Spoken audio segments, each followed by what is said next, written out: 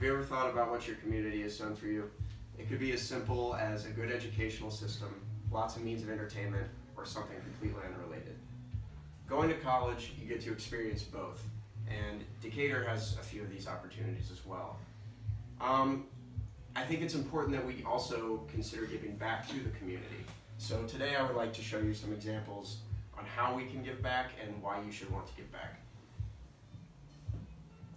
Did you know that a 2016 study by Data USA showed that 25.1% of the Decatur area is below the poverty line?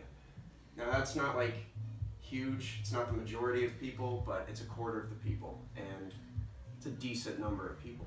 So that kind of sucks. And we should want to do something about that.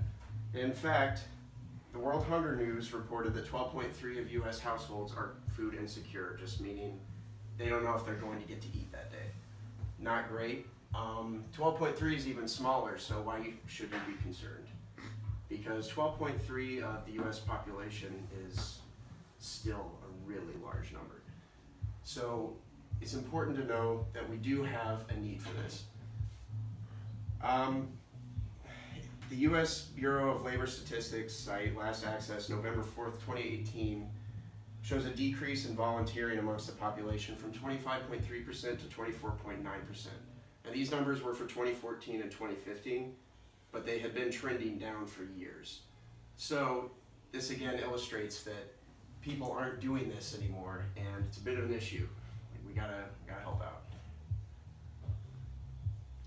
And Illinois actually is the 38th in terms of people actually turning up to do this stuff. It kind of sucks. Utah's got it going on and we do not. And that's according to the Corporation of National Community Service website. There we go. What's next? And the thing is like the need isn't just for financial contributions, and I think that's what a lot of people kind of get out of this when you say like community service, go help. If you don't have money to give your time. If you don't have time to give, you can give your money, or you can tell somebody else about it so they can give their time or money. All right. So it's good to start with the local opportunities because it's home, you know the areas, and you see more of the impact when you're working in your hometown.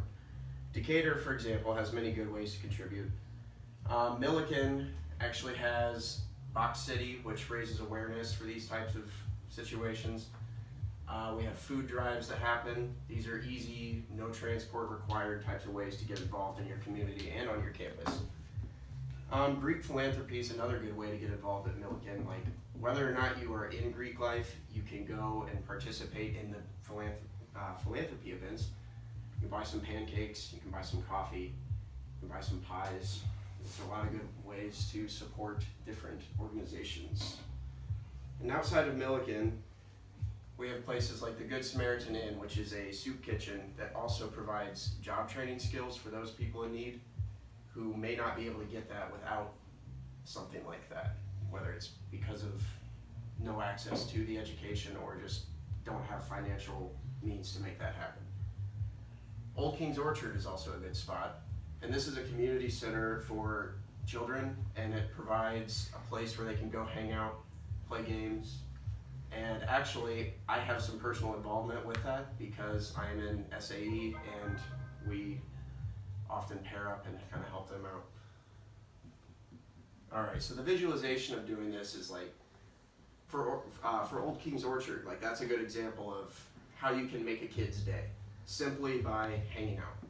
You know, play a game with them, just talk to them, you can get them to smile, and you can just see the joy that you're bringing to their life, which may or may not exist without these type of programs.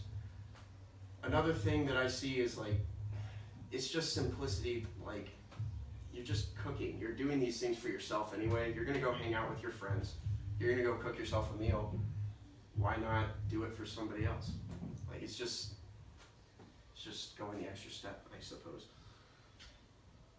I also see an improved connection with the community. Just reaching out and showing that you care is a good way to know what's going on in the community and feel like you have some kind of impact on it.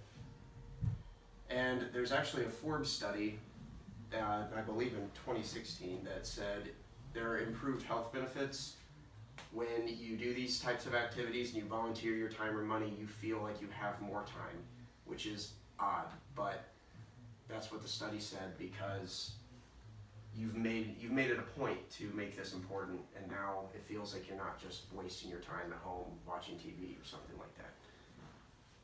All right, so how do we get started with this thing? You get in contact with places. That's number one. Make a phone call, send an email, takes about 5 minutes, and just ask how you can help. Maybe the time commitment is too much for you, so ask if there's any other way you can contribute. You can involve your friends, kind of make it a group activity. If you don't have the time, you might know somebody that does, and they may be really interested in working at a soup kitchen or hanging out with like after school kids. And remember to start small. That's always a good way to go about these things. You don't want to bite off more than you can chew, or it could leave a bad taste in your mouth. You may not want to help out anymore. But we got to get these percentages up, so got to start small. Okay. So here I've provided a few contacts for some of the Decatur opportunities. Old King's Orchard, I know how that works, and it's a good time. It really is just rewarding to see the smile on a kid's face just from hanging out. That's all it takes. I've never worked with Decatur Memorial, but they do have a lot of different volunteer opportunities within different departments at the hospital, so that's another good place to start.